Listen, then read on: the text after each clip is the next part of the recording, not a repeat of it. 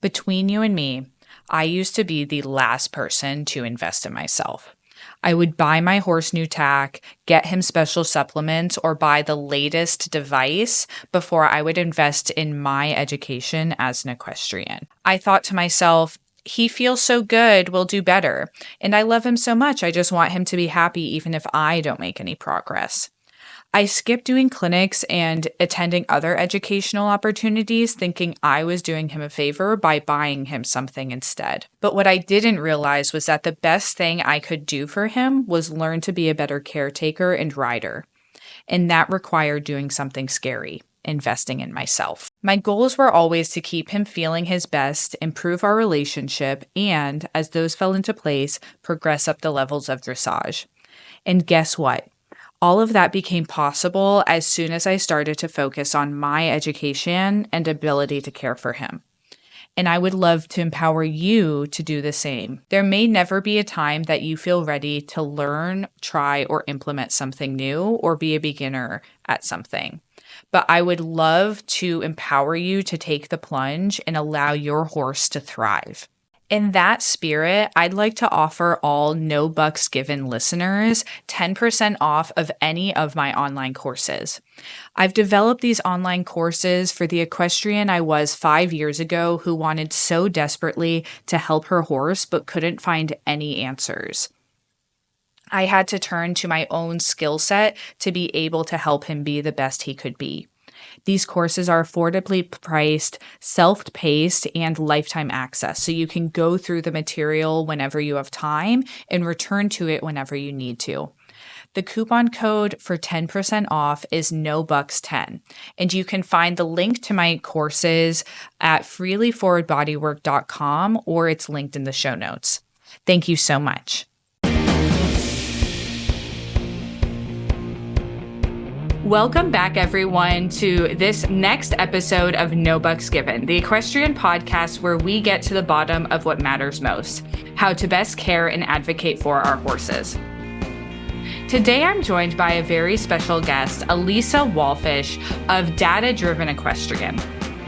I've been a fan of Elisa's for a while. I think I found her in this previous fall, and I've always had a really big admiration for what she's doing for the equestrian space, which is that she breaks down different equestrian studies and looks at the science of different products and options for horse owners and discusses the pros and cons of them and if they are backed by science.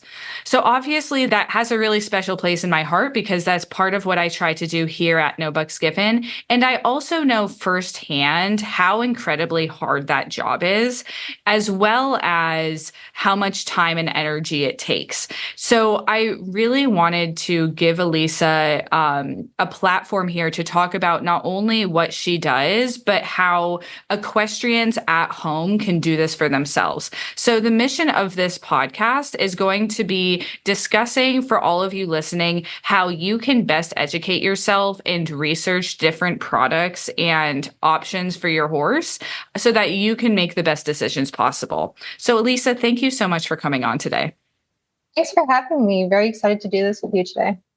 Absolutely. So, I'm a big fan of yours, but for those of my listeners who haven't met you before, would you mind telling me just a little bit about you and how you got started on this journey?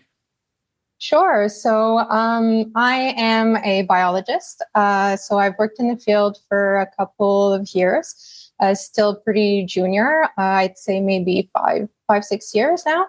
And so 2 years ago, I got a baby horse.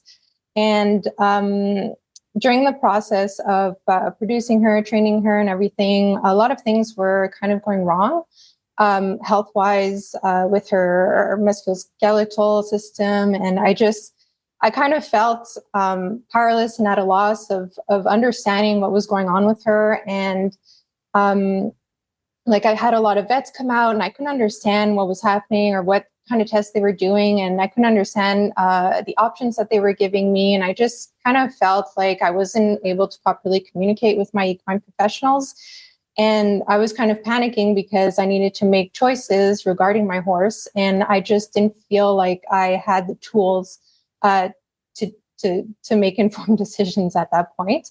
So I decided to take a bodywork course because I felt like it was, I think, well, it was pretty much the best option that I had at the time. Just a course that was in person, really hands on, that I could really learn about anatomy and biomechanics and just general functioning of the horse, and just to be able to kind of wrap my mind around what was happening with her and how to help her. So I did that, and during the process, I was learning so much, and I'm just like such a huge research buff. Like I'm really like research is my crack, literally. And so I just started going in depth in all of these things that I was learning, and I just felt like it was important for that information to be out there, because I know that it's a really particular skill to have, to be able to digest scientific literature. And I don't think that people should have to do a PhD or a master's degree just to be able to get information and be independent and kind of decipher what's going on out there in the literature, and kind of translate it into practical situations, such as with their own horse.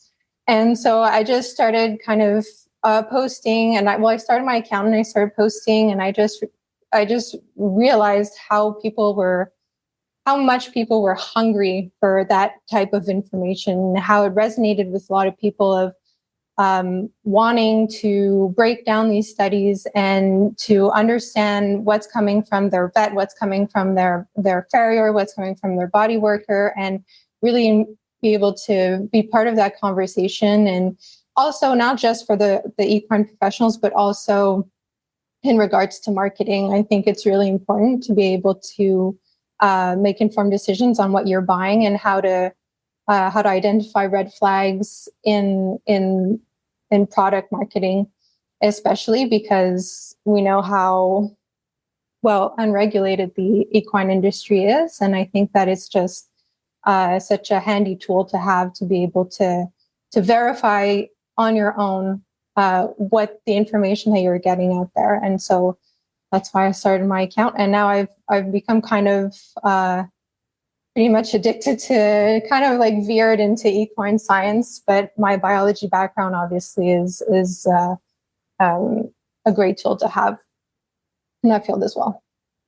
Absolutely. And I really, as I said earlier, I love what you do. And I love that you're so focused on the science of everything, and you break it down in a way that's really accessible to people. I think that a lot of people can be really intimidated by science, or by, maybe not science, period, but people can be intimidated by reading a scientific piece of literature, and reading a piece of research. And then it can be hard for them to apply context to what that means for themselves and their horse. So again, I really, really love and admire what you do. And I think it's so important because, to me, what I've noticed is there tends to be a little bit of one end of the spectrum or the other in the horse world. I've noticed that either there are a lot of horse people who will kind of hop on each next train, and they tend to like just kind of buy whatever, and they tend to not, I wouldn't say fall for marketing, but they kind of take marketing at face value. They trust these companies that may or may not have themselves and their horse's best interest at heart.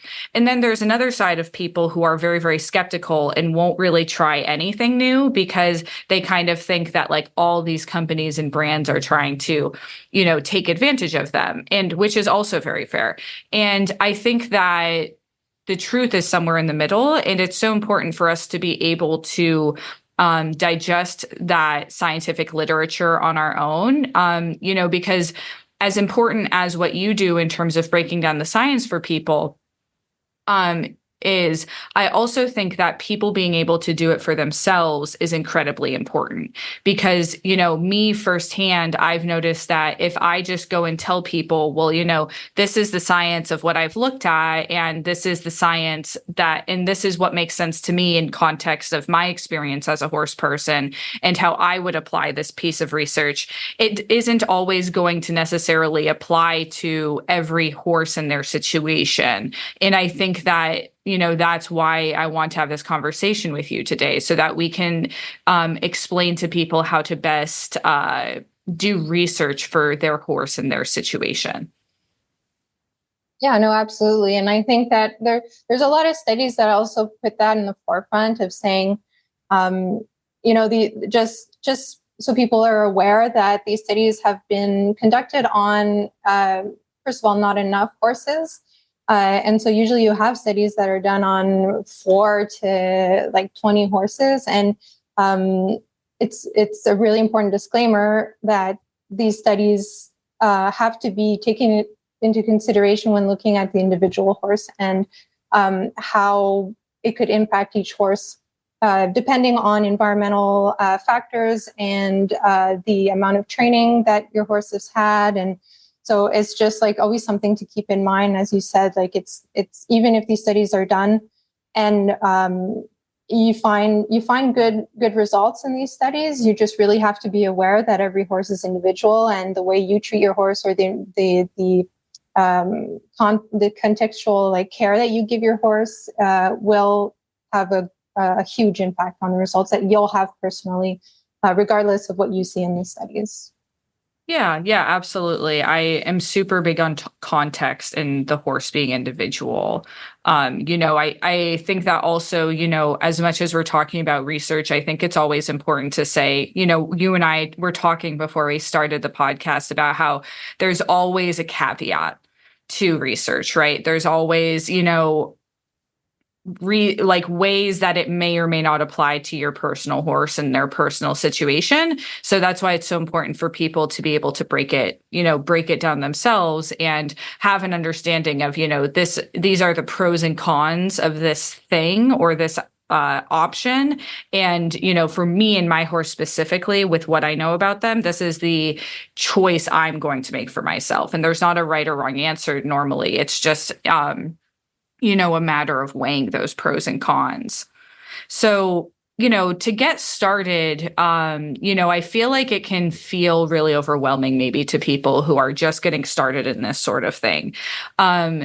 I would love to hear from you if you have any advice on, for someone listening who just wants to kind of get started, they have, let's say like you, they have a horse with some body issues or a horse with some problems, and they want to look up something and try to figure out if it's a good or bad choice for their horse. Start. Sure. So this, I could walk you through kind of the protocol that I use for myself when I start researching something. So basically, if I want to learn about something or I need to gather information about a specific topic, I'll just go on plain old Google and I'll Google the topic, and then I'll see what kind of keywords that are popping up. Because when you're doing research in a search engine, and if it's Google or Google Scholar or any of these research engines, you need to have really specific keywords. And so I just go on Google, search the articles that exist, like open access on Google, and see the common keywords that keep coming up, more technical terms that'll kind of narrow down my search. And then I start punching those into Google Scholar. And I do realize that that most studies are behind a paywall. Not everybody has access to all these publishers that offer that publish scientific articles. But there's also ResearchGate. That's kind of like it's a Facebook for researchers, basically. And usually they have the link to their research that they've published on their profile. And you could either, and it's free, by the way, and you could either request for the text. So you send a request and then they send it straight to your inbox, or you could download it from there directly.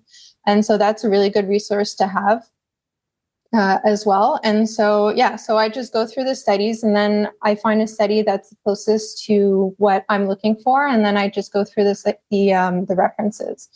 And so cross-referencing and going from one study to the next really helps you narrow down what you need.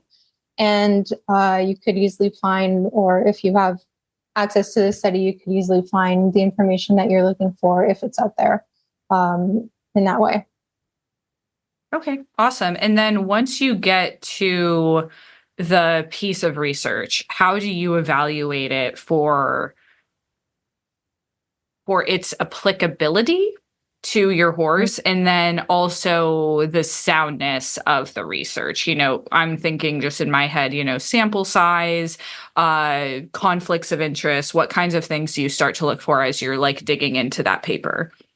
Yeah, so robustness is something that has to be evaluated as soon as you lay your eyes on the study.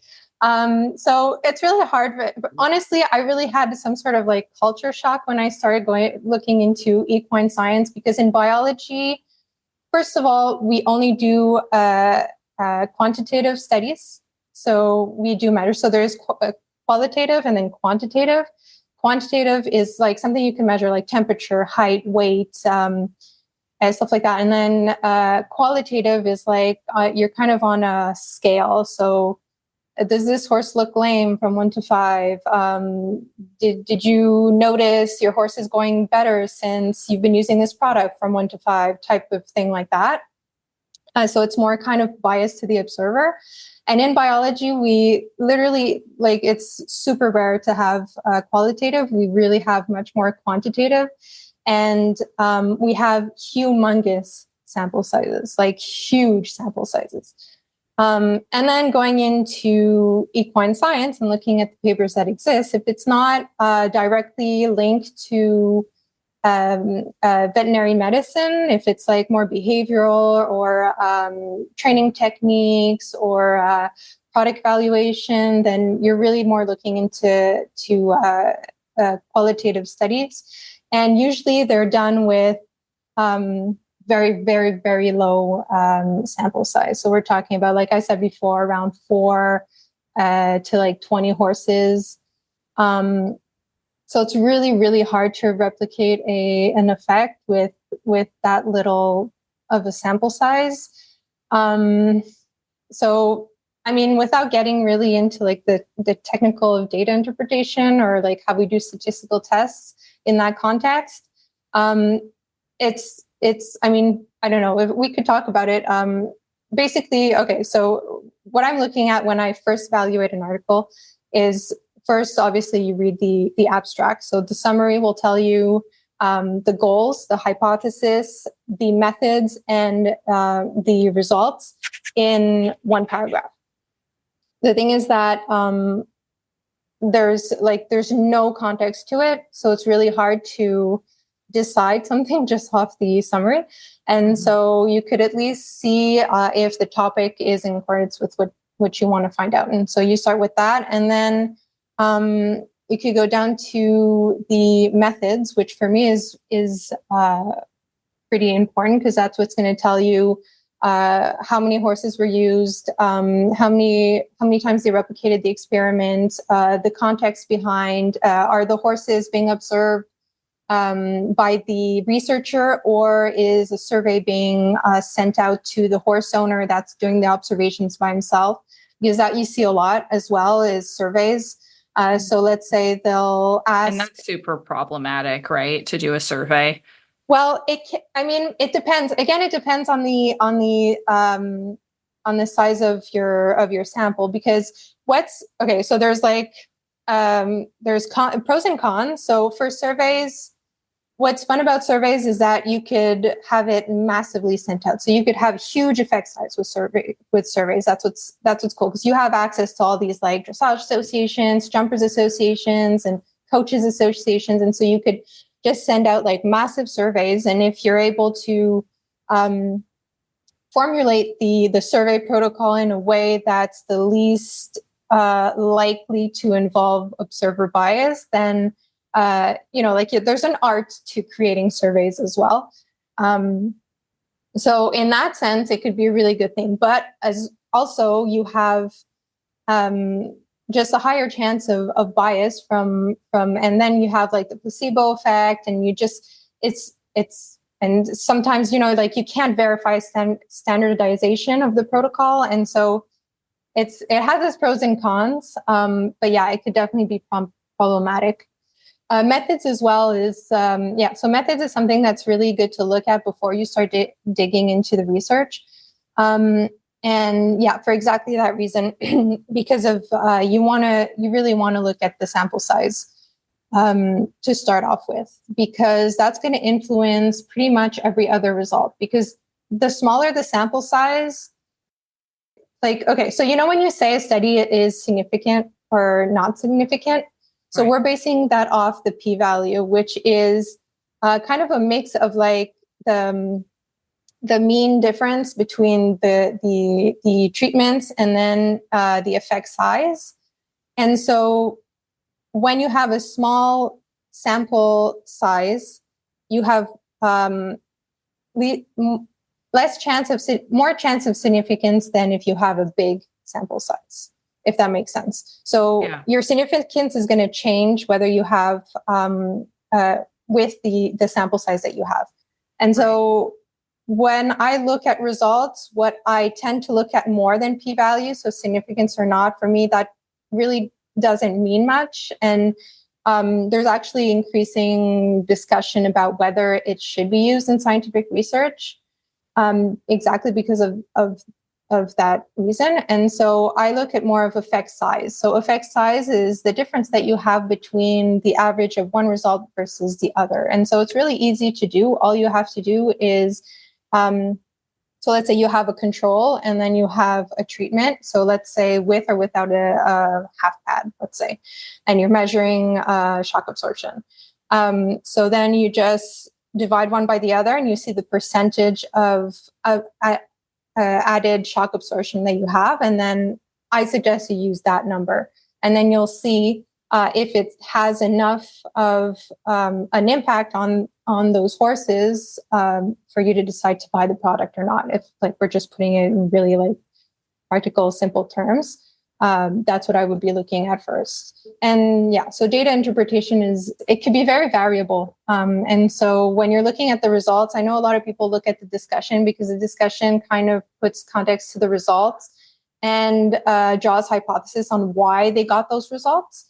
Which could be really informative if you're looking for added literature, because then they'll cite other studies that have done it and compare with those results. So that's a good thing to check just to explore more of the research that has treated this topic.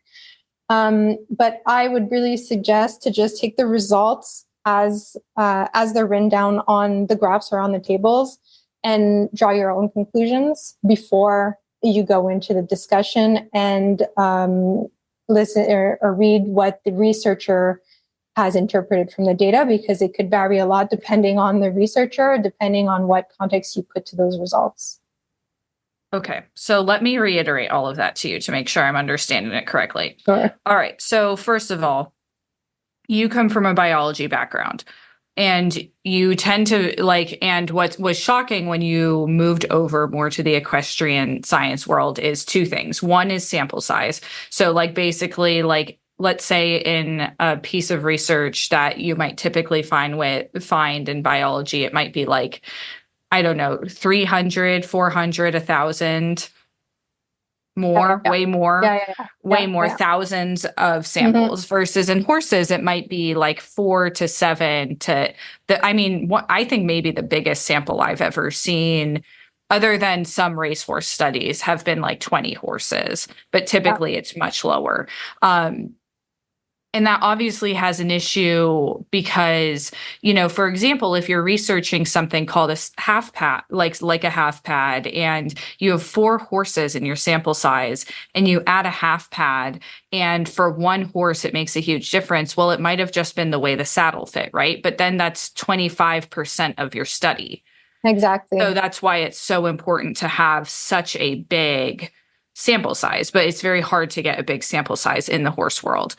So now the other thing you like to look for is qualitative versus quantitative. And quantitative is the quantity of something. So it's very objective. So, the quantities. So for example, in a sample size of 100 horses who got boots on and who wore boots I'm just making this up, but who wore boots every single day of their life for 10 years, 25% of those horses ended up being lame by the end of the 10 years. And in the control group, 100% were sound, which obviously wouldn't be true, but like that would be more of an objective study. But then you have then you have the issue of lameness. Yeah. Okay. So that's not actually a great. So like, let's say, so I'll give you a really like an easy example is basically, so let's say we're talking about the half pads, then quantitative would be the pressure measurement under the saddle. Okay. So something that like cannot be argued with. It's just no, exactly. It's a measurement. It's like it's a measurement. The height, the temperature. Okay. Exactly. So like, for example, like tendon temperature with boots would be an objective measurement. But typically in horses, for the reason like we just got into with, me talking about lameness, things tend to be more qualitative. So qualities, which is much more subjective and much harder to measure and standardize. Yeah, exactly. Because it really depends on, and usually like the researchers, they develop a protocol for standardizing observation, but it's really always biased to the observer. And this is a known limitation to this type of research. But just the pro of this kind of research especially in equine science is just that you're able to get a bigger sample size when you do this type of research.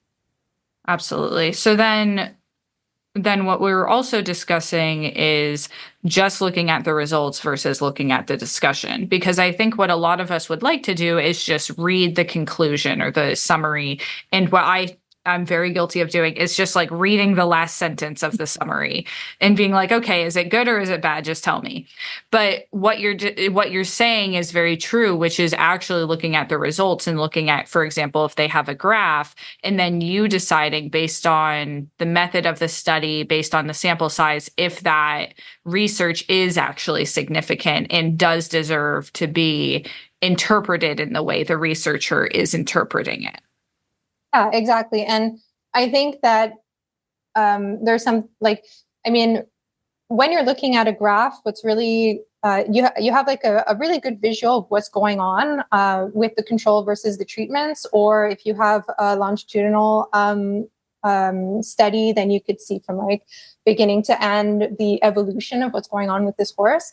And you could really see as well the difference between the mean of each result for each treatment, but also the standard error or the standard deviation. So you could really see, like, let's say the mean, the average result is much better for the treatment than for the control.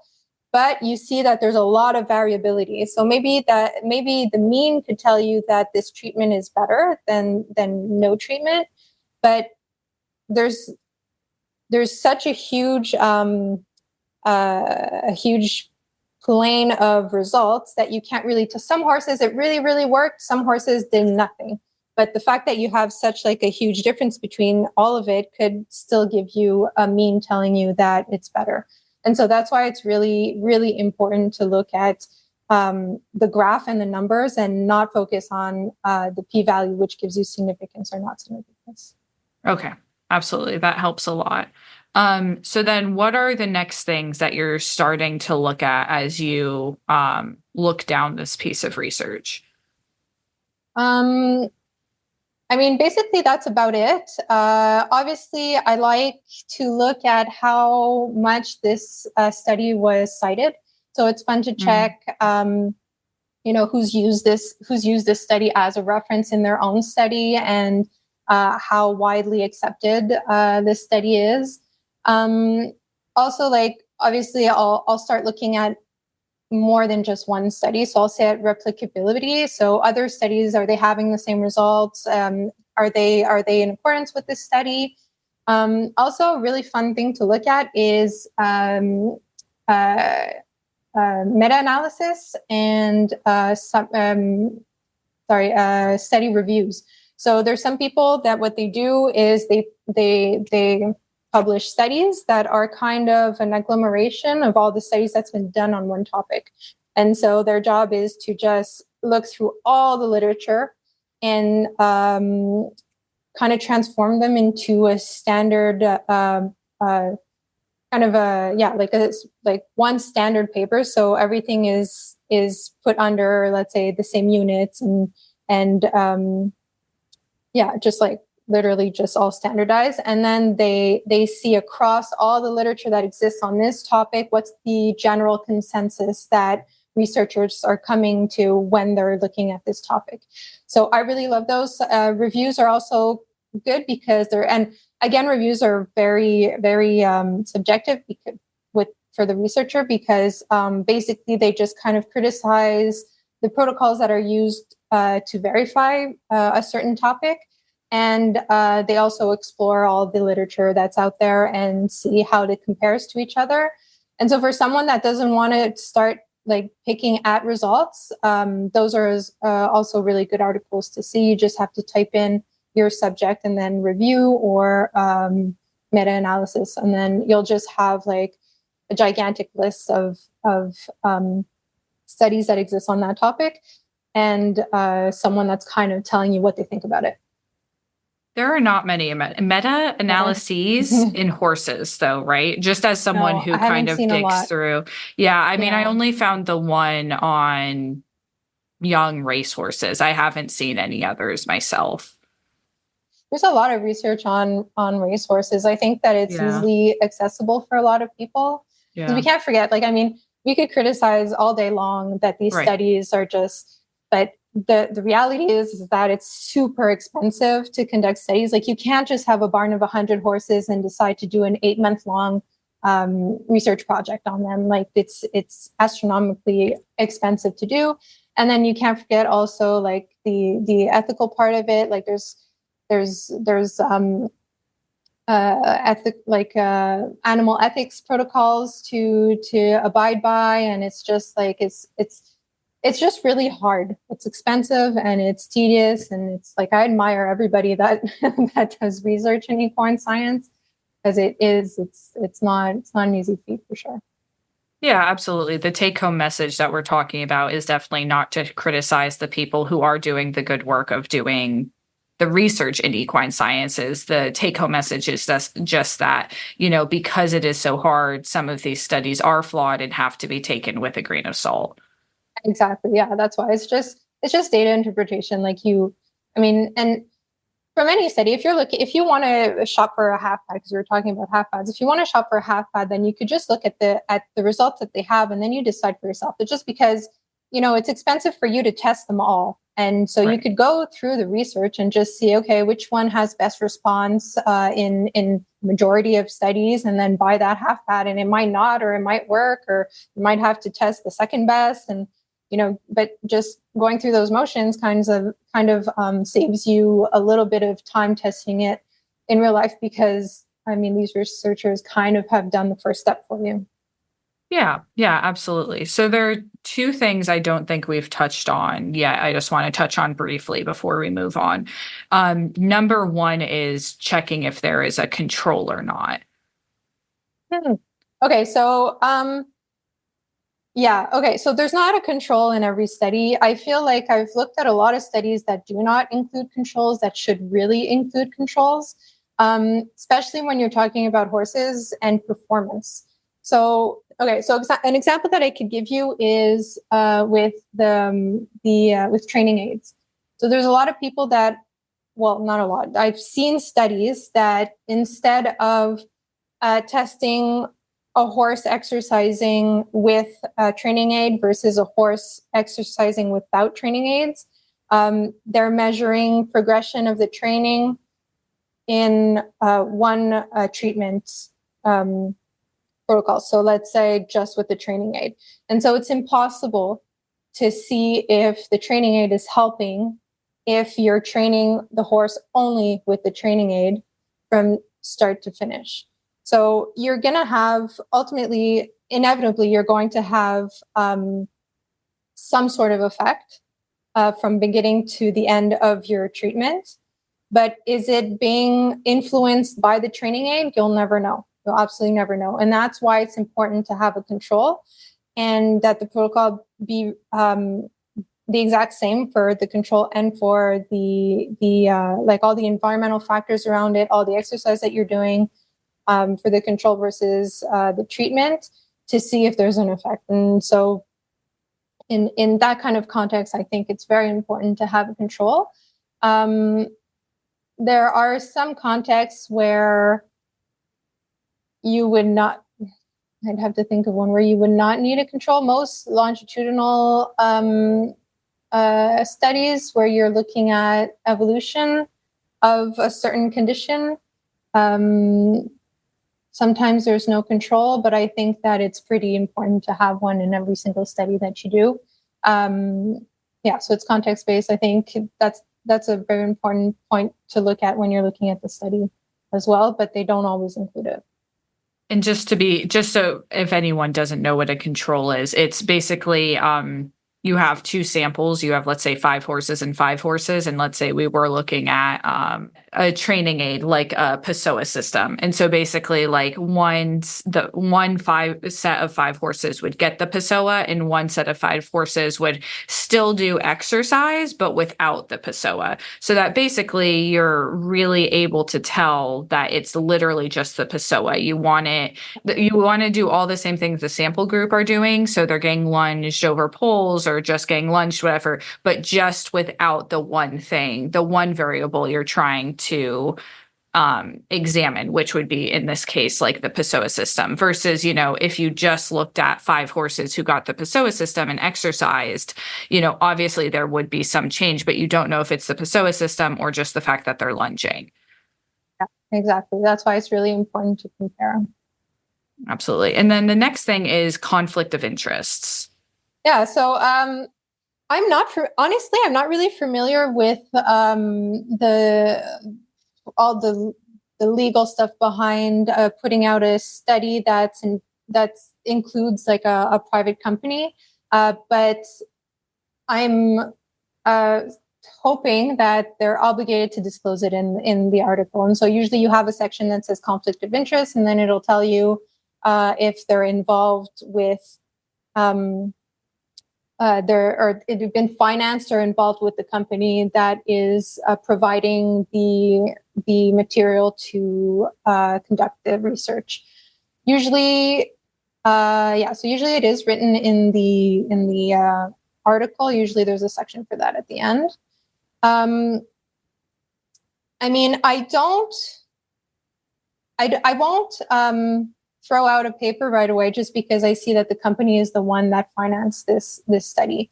I'll kind of like take it with a grain of salt for sure, but there's a lot of companies that do test their product and they just publish about it because it was done in an academic context, and so the study will be published. There's a lot of, so I don't know. I guess we'll go into examples of that unless... Yeah, no, I'd love to look at some examples. Okay, so one huge example of that is research by Dr. Robert Cook. So he owns the company, or started the company, that does the cross underbridle. And so he's done a lot of research and published a lot on the effects of bitless bridles versus bitted bridles. And he usually does a lot of research on, he usually does a lot of qualitative research. So what he does is he sends surveys. And what I really like about him, so I've had this discussion before with people who kind of discredit his research because of the fact that he owns the company that he uses the treatment for. And what I really like about his research is that he does a lot of research on bits. So what he does is that instead of, he does both, but I think what's important is that he does studies on the effects of bits. And then he kind of does the studies on the alternative, which is bitless bridles.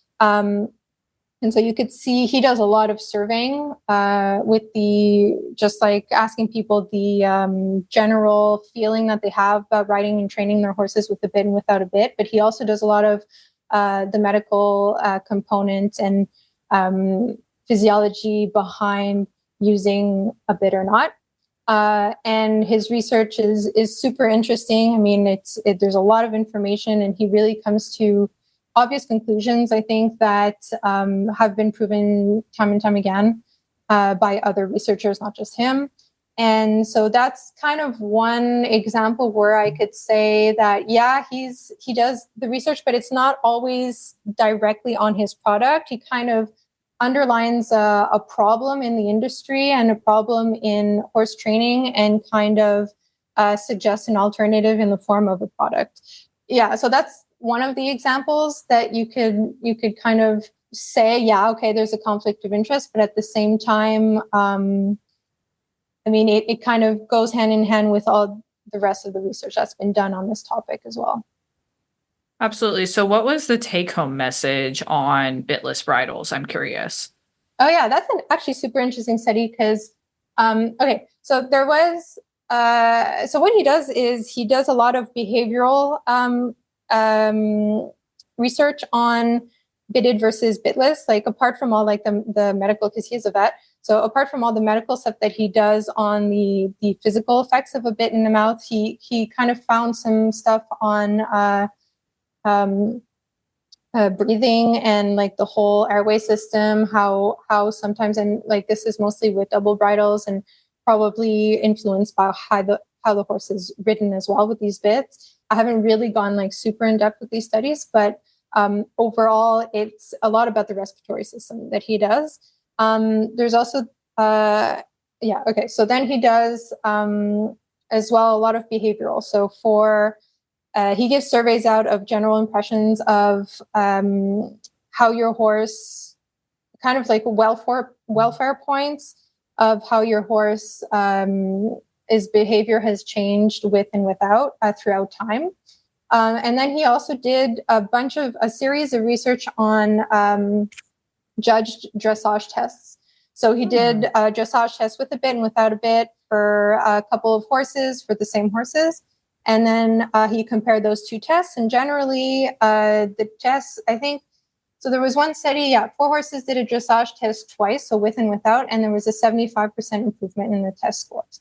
Now, like, yeah, you have, but also, yeah, so 4 horses, and it's not like it's a double-blind placebo effect type thing. The judge could see clearly that the horse has a bit or not in his mouth. So you still have to keep that in mind for sure. But I just found it interesting how there's kind of a consistent pattern of better behavior with horses that have bits or no bits. But then there's another study that's also very interesting that I read that was comparing different types of bitless bridles.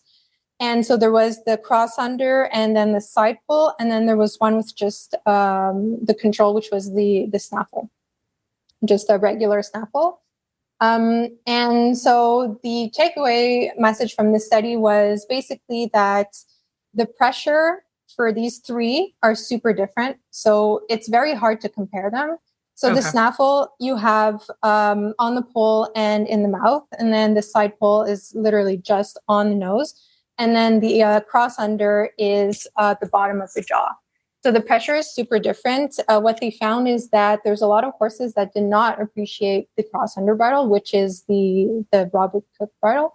Because of the pressure that it puts under the jaw, they saw that there was a reduced range of motion in the horse's locomotion, which is usually, which is usually linked to horses that are either displaying discomfort or that are stuck in the ligaments, in the nuchal ligament. And so they'll have a shorter range of motion in their legs. So they didn't come to a conclusion of why this was happening, but they kind of linked it to discomfort. And so this was an independent study that was not done by Dr. Cook's team. And I just found the results super interesting because, it's easy to like throw all these things under the bus and vilify bits and shoes and all this stuff and contraptions or whatever. But sometimes the alternative is not necessarily better, and so that's why these studies are so important, is to measure what's the difference and why is it different, and in what context will it be different. Absolutely. No, that's super interesting. So that would be an example of like, first of all, like that has a pretty small control size, right? Because it was on his studies with the dressage test were over 4 horses. And they did show a 75% improvement in the test score. But for me personally, as a dressage person, I would be curious who judged that. Because 75% improvement is like unheard of. I mean, I just can't even, Yeah, it wasn't graded like a regular. I also saw that and I was like, okay. It's impossible. But it wasn't graded like a regular dressage test. They had specific points that the judges had to look at, and they had a score from like 1 to 5. And so, it was like, it wasn't judged like a regular dressage test. So. Oh, so did essentially, and I don't mean this in like a negative way, but so he essentially created his own dressage test? Yeah, exactly. Oh, okay. And the grading of it as well. Okay. So he kind of created a test that may or may not have been pretty conducive to seeing the results he wanted. Yeah. But we don't know that for sure. Exactly. And I like, the thing is like when we're looking at these studies, like it's not that you necessarily like want to be negative, but it is also important to kind of like poke holes in things a little logistically, just in terms of like if it does actually apply to your horse or not. Like, for example, it's probably pretty unlikely that a dressage person could just put a bitless bridle and then get a 75% improvement in their test score at a dressage show. But also it's actually impossible because as far as I know, bitless bridles are not legal in dressage, but they're not. But I think that most of the criteria in this test was a lot to have to do with conflict behavior. And so like pulling the head up and sticking the tongue out and stuff like that. So it was more like behavior based and actually performing like dressage figures and stuff like that. Okay, so like I almost wonder if it would be more clear for him to say like a dressage and behavior test. Yeah, maybe instead of test was not the best term. Yeah, because dressage test does kind of lead you to believe it's like a standard dressage test. But it's very well explained, like the steps in the study. So you could see that obviously it was just kind of basically, I guess you could say it was a behavioral test more than anything. Yeah, and I definitely do not begrudge someone who researches their own product. Like that is still I think that that's a wonderful thing to do. I think that very few people will do any research on their product. So, at least he is doing research, even if it is maybe a little bit biased. It still shows that there are benefits to that product. But then, the independent studies show that there are some drawbacks as well. On the specific product. But I think like he's a huge advocate and a pioneer in everything that's bitless. And he just like, he's on a mission to really kind of take away the tradition of automatically putting a bit in your horse's mouth and just maybe pushing people to think about an alternative. And is there maybe a better way? But as we know, like there's not every horse likes to have pressure on the nose. Not every horse likes to have pressure on the poll. And sometimes a bit is the only option that you have. But it's good to see what options you have and how they translate into practical setting. Yeah, absolutely. What would be like another example you'd like to touch on? Okay, so we can go through the lunging systems. Okay. What's really interesting about the lunging systems is that, well, first of all, there's a lot of studies on them for some reason. And also there is not a uniform consensus in the studies that I've seen. So when we were talking about starting this podcast, we kind of were like, okay, so it could be cool to just see for one topic a good study and a bad study, or just like a study that's robust and one that's a little less. And so as I was looking at the studies that existed out there, I fell on one that was kind of, I mean, to be blunt, kind of embarrassing for this scientific community. In the sense that, okay, so when we were talking about having control and no control, so this person did anyway, so it's a study basically that kind of, okay, so she's measuring cardiovascular fitness in horses that are wearing training aids. So what she wants to see is if... Why would you measure that? I don't know if I think cardiovascular fitness is like not the point of those training aids. So red flag number one. Okay. So there you go. Okay, so first of all, yeah. Things. Yeah, right. Of all things, cardiovascular health. Okay. Yeah. So this is what she's measuring in her study, and so this is like the whole premise. It's her hypothesis is, does the Pessoa lunging system help with cardiovascular health? Right. So this is the study. And then you're reading the summary, and it says, okay, so I would say it says, the aim of the study was to evaluate the effect of Pessoa training aid, exercise parameter exerts, and the physical conditioning predictors. And then it's all cardiovascular stuff. So max VO2, oxygen, heart rate, all that stuff. And then in the summary, it says, we conclude that 12 sessions of lunge exercise with PTA, which is the Pessoa training aid, contributes to physical condition improvement. Okay, that's what it says.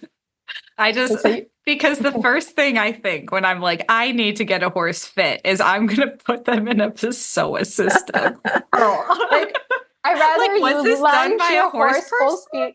No, yeah, no, it just, yeah, okay, I don't know. All right. It just, I don't understand. Like, I don't know. Yeah. Like, if, I would love to talk to this person and just ask them what was going through their head. I mean, not to like just blatantly like criticize her. Like maybe she felt like the cardiovascular condition is easier to measure than like, for example, like she felt like it was more quantitative than, for example, is the musculature being developed correctly? Maybe that was the thought. It's easier to measure, right? Because, I mean, what kind of tools does it take to measure muscle activity in a horse? It's much more than just slapping on a heart monitor on a horse, right? Right. So, maybe it was her master's thesis and she turned it into an article. I mean, who knows? It's just, for me, okay, but wait, I have to finish because it gets worse. No. Okay, so in the abstract, so the first thing you read, the summary, it says, we conclude that 12 sessions of lunge exercise with PTA contributes to physical condition improvement, okay? Then you read the study and you find out she has no control. So she's just lunging these horses for 12 weeks with a Pessoa, but she doesn't have a group that is lunging without the Pessoa.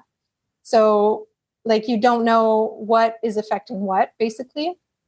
But then she says in the conclusion, but as the horses didn't work without a Pessoa lunging system, a limitation of this study is that it is not possible to state that this improvement was only due to the use of the aid. So she's writing this in her conclusion, but she wrote in her summary that it did contribute to physical condition. So why did she clock, like, I don't mean to just like shit all over this person, but like, why even bother if you weren't going to use a control? Like, especially if you included it in your conclusion. I don't know. I think you could basically just say, I don't know. It's just, because basically your horse is doing exercise. Obviously his fitness is going to go up, right? So if you're using a lunging aid or not, then, but it would be fun to see, or at the very least, I'd be surprised to see maybe is there an effect with or without lunging a horse with the lunging aid or not? Or can it help us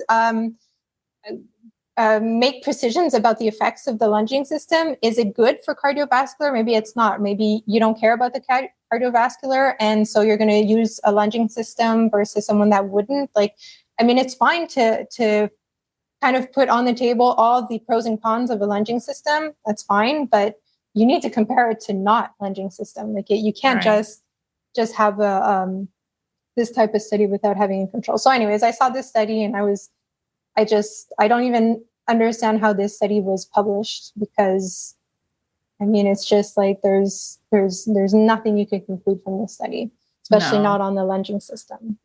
No, not at all. I mean, you can't even measure the effects of lunging because you don't have a control either. Like you could say that, right? So you could say that, okay, exercise will, so you see, okay, so you can use this study to say when you're lunging maybe an hour every day for 12 weeks or whatever it was, you could say that there is an increase in cardiovascular health, and you could say at what rate that this will have an increase. And let's say you want to get to point A, point B, how long do you have to lunge your horse to get to a certain goal in cardiovascular health, right? Oh, but just and I'm sure you had this thought too, like, but as someone who has respect for the horse's anatomy, like the idea of trying to get your horse fit through lunging makes me like sick. Right. Like, don't do that. Anyone listening to this, please don't do that. That's not a reason to lunge. Yeah. No, this is a bad study. Bad. Yeah. No replicating. Gosh. Yeah, no, for sure. Okay, so apart from that was a bad example. But there's also a bunch of studies on lunging systems that were also conducted in a more like acceptable type of protocol. But what I was really confused about when I was reading these studies is, okay, so first of all, studies on the longissimus dorsi, the development of longissimus dorsi, there with the training aids, there was no difference. So it had no effect on the on the back, even that they saw that there was minimal muscle activation in the longissimus dorsi with the training aids. And then, okay, so then when you're looking at the possible causes for that, you're looking also at studies that have measured stride length.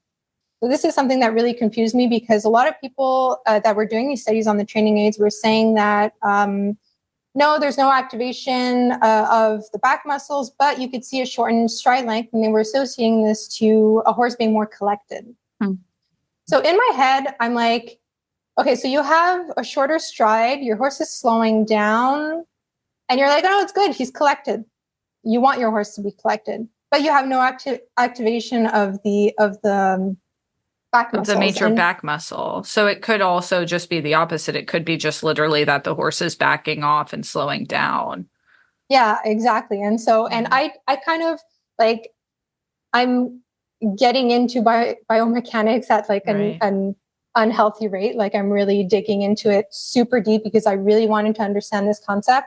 Of course. And I don't know if you're familiar with the bow and string concept in biomechanics. In terms of like loading?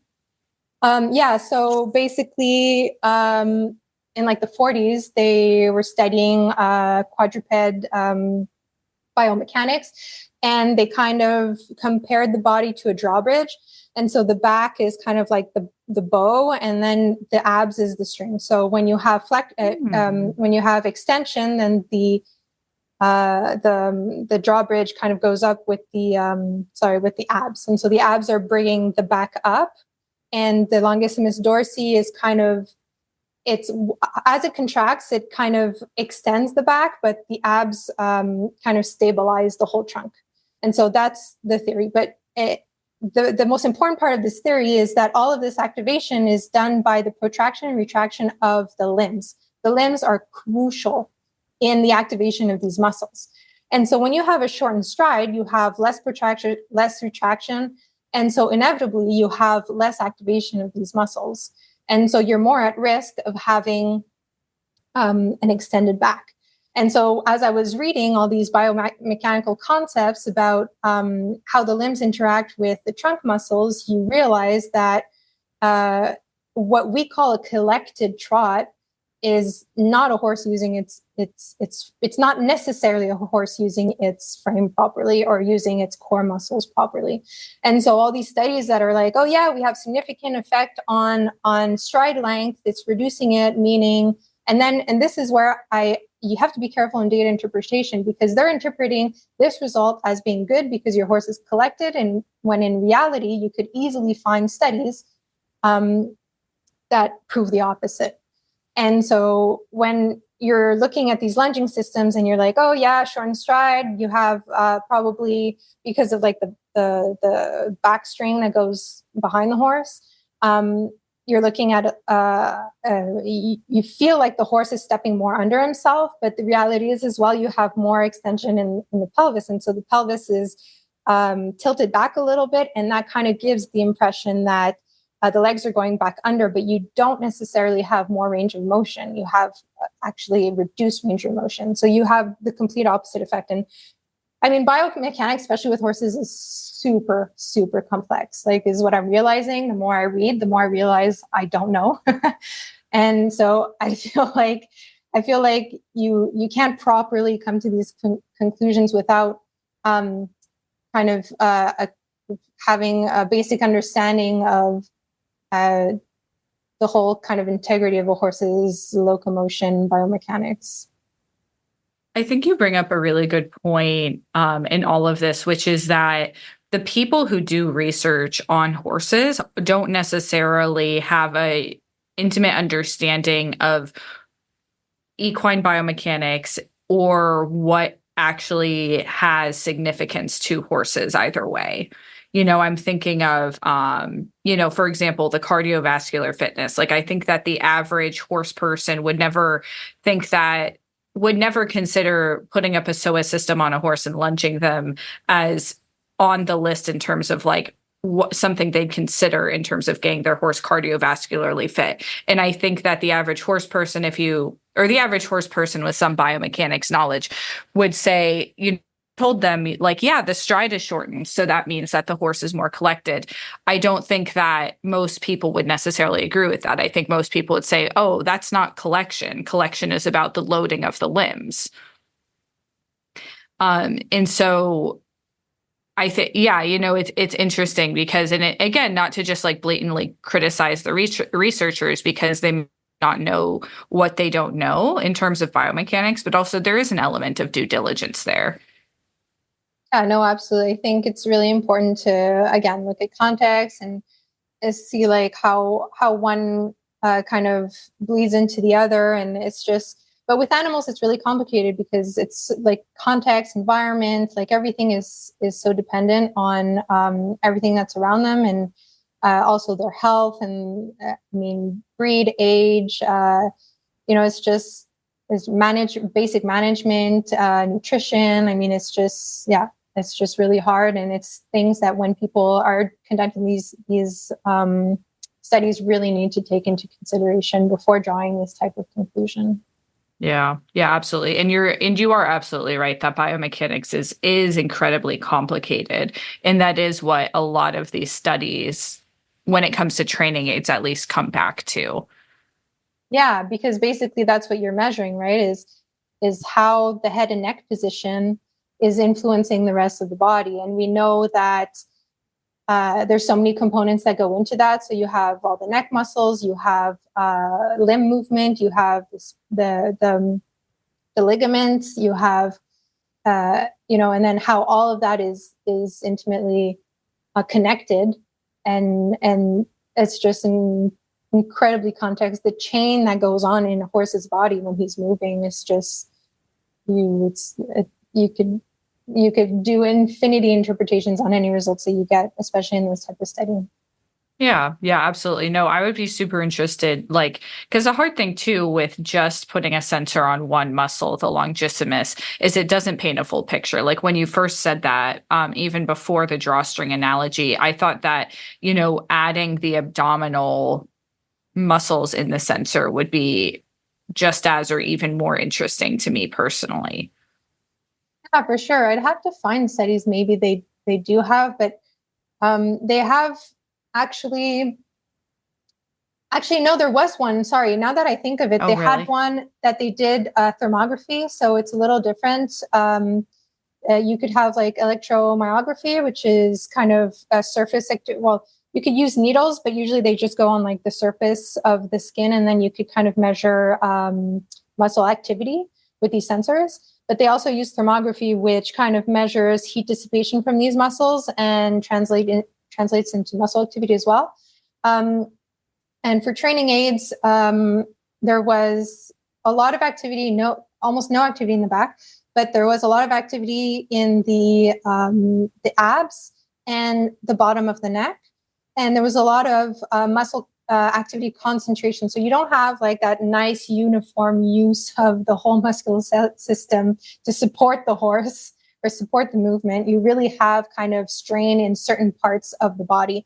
And what I kind of read from having muscle activity only in the abs is that that bridge that we're talking about is trying to lift desperately. And so you have maybe strain in the nuchal ligament or the supraspinous ligament, and the horse is trying to compensate by lifting the abs to lift the back, and is kind of like struggling doing that. Maybe, like, again, this is my biased interpretation of these results. But that's what I get from it. And same thing with the neck, is that you have a lot of activity in the brachiocephalicus, and we all know that that's like furthest from what you want, especially when you're, asking a horse to go in the frame. That's just a recipe for disaster, 100%. Absolutely. So, for those of you who don't know what the brachiocephalicus muscle is, it's one of the major muscles of the underside of your horse's neck, and an indication that your horse is using themselves incorrectly, and coming behind the vertical. Would be that muscle is shortening and tightening. So what Elsa is saying is that if that's, hyperactive, that would be a very strong indicator that whatever training aid is being used is encouraging the horse to use themselves incorrectly. Exactly. So when a horse is bracing against your hands or a training aid, it's using that muscle as well. Yeah, absolutely. All right. So what's one last example that we can look at before we wrap this up? And I'm definitely going to have you back on the podcast to talk about even more of this stuff. Yeah, for sure. So before the podcast, we had both sent out kind of a sticker survey on our Instagrams to see what people wanted us to test claims of different companies. And one that came up a lot was the Total saddle fit? Total saddle fit, but also Winderin half pad. Oh. Okay, so these two were actually pretty popular, and especially Total Saddle Fit, because they had put on their Instagram videos of them using a pressure pad. So they were measuring a pressure distribution. So it's a sensor that they put between the saddle or between the pad and the horse to measure pressure distribution under the saddle pad, with and without the saddle pad. And so what these guys did was they bought a sensor, slapped it on the horse, and on the computer, you could kind of see pressure distribution with and without. And then I think in one of their reels, you could see like a woman jumping, and you could really see a huge difference between without the pad and with the pad. And so this a technique with the sensor pad is really, really good. I love this technique. It's super precise, really sensitive. It really gives you a lot of information on what's going on. The only thing is that I don't think that you could confidently say that your product works by doing one replica and just kind of putting it out there. And at the same time, you could see like the pressure patterns are more widely distributed on the back. So they approach the spine a lot more than just being concentrated on the panels of the saddle. And so, yeah, there's less pressure, but it's more widely distributed. And we know with saddle fit that you have kind of a narrow threshold of muscle that you could use to put pressure on the horse's back. So we don't know if that's more of an effect that you want. So it's kind of, I think it's really cool to just to show people like this technology and how you're kind of testing it. But I think that before you take it at face value, you have to realize that first of all, you need a wide range of replicas and treatments and sample size before you decide if you really believe in this product or not. There was this study that did test this with a bunch of different saddle pads. So we did have the Winderin half pad that was in this study. So what they did is they did 8 horses with each wearing the saddle pad, each of them wearing 5 different types of saddle pad. And we could really see that there's a difference in pressure points in the Winderin did really good. The sheepskin, also the Mates, did really, really good as well in terms of pressure distribution and a reduction of pressure force as well. But what I really like about this study that is done independently, by the way, is that they really shed light on all the different other studies that have been done on this topic, on these products, and really kind of draw attention to the importance of disclosing what product you're using. And this is important because all products have patented technology in their different pads. And what they had seen is that different gel pads have different effects on the horse. So to look at a study and say, okay, gel pads are good and they're better than let's say sheepskin. Okay, but which gel pad? What is it made out of?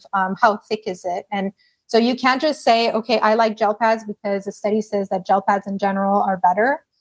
Because they had tested against this in their study and saw that the gel pads were the worst. And then they compared it to these studies that say that gel pads are good, but they're just like, we can't confirm nor deny that they're good or not because we don't know what kind of gel pads were used in the study. And so the study that did all these different pads, they disclosed the company, and so you could properly judge for yourself what kind of or be properly informed in what kind of material works, depending on the technology that the company decided to utilize in their product. And so I think that that's a big difference between these two studies, is to really kind of put out there, the difference between the materials. And so, yeah, for me, that was a really interesting study as well to look at, and difference between, a study that's kind of out there for the marketing and a study that's really done with strict standards. Absolutely. So just to reiterate, so we're talking about 2 different studies. We're talking about the Total Saddle Fit company put something on their Instagram, which was a sample size of 1. And it as far as we could tell, yeah, as far as we could tell, it was a sample size of 1, and it showed that it did reduce pressure, right? Yeah. Yeah. And then so it reduced pressure, but it made the pressure distribution wider. Okay. And so you have pressure in more places than just kind of on those muscles where the saddle is supposed to lay. So you have pressure closer to the spine, basically. Okay. But then the other interesting thing about that to me is that, a couple of things. The thing I always say about, anatomical girth, not just total saddle fit, but any anatomical girth, is I say that they are like, they are like a fitted dress at Nordstrom versus a straight girth tends to be more like a t-shirt at Target. A t-shirt at Target is going to fit most people pretty well. The fitted dress at Nordstrom is going to fit some people very well and some people very badly. That's such a good way to put it.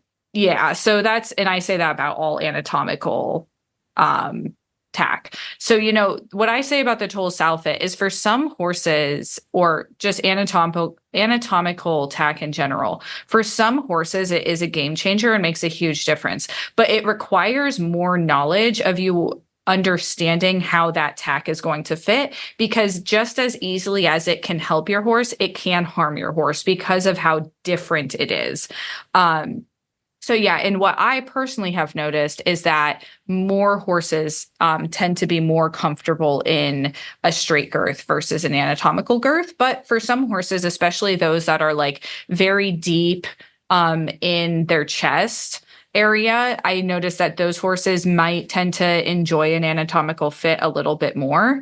But it really depends on the horse. But then again, the interesting thing to me about what Total Saddle Fit did is that they just, I assume, put the pressure pad on the horse's back. They didn't put it under the horse's girth, because what I've noticed is that those anatomical girths, because of the way they're shaped, tend to have a lot of pressure points throughout the chest on the horse and fit them very unevenly and have even pressure across the sternum and the chest, and therefore lead to the horse feeling very restricted through their chest and sternum and their thoracic sling. Okay, so you bring up such an interesting point. Okay, well, first of all, this study was testing the Total Saddle Fit pad, wasn't testing the girth. Oh, okay. But They I weren't think testing the that, girth. Okay. but they also did this with their girths. And I think Okay. it's a really interesting thing to note is that if you're taking pressure off the back, are you kind of like, what kind of pressure are you putting on the girth as well? I think they kind of go hand in hand. And it's also important to know, like, are you tightening the girth more or less because you have this added thickness under the saddle? And so I think that as well, if you're measuring under the saddle, you should as well measure under the girth. And yeah, like you said, like it same goes with the saddle pads. I mean, it could be really good for one horse, and it could be really it could distort the fit of the saddle. So, like, for the love of God, if you're going to add a saddle, a half pad, have your saddle fitted with the half pad. Don't just slap one under because you think it's going to help pressure force on your horse's back. Please have your saddle fitted with the pad. But yeah, so it's just like, as you said, like you have to measure all points of the pressure and see where you're concentrating that pressure. Yeah, absolutely. And then, so the other study you were looking at was independent study, and they looked at a lot of different kinds of half pads with different kinds of materials, because so many of these materials are patented and have different kinds. I always say, like, not all half pads are created equally. And I even think some of them are too big and do exactly what you were talking about, in terms of they distribute pressure to the spine because they're literally too wide and they don't fit up in the horse's gullet channel either. So that's just something for those of you to keep in mind when you're selecting a pad. Is squishier and bigger and thicker does not automatically mean it's actually better for your horse's back.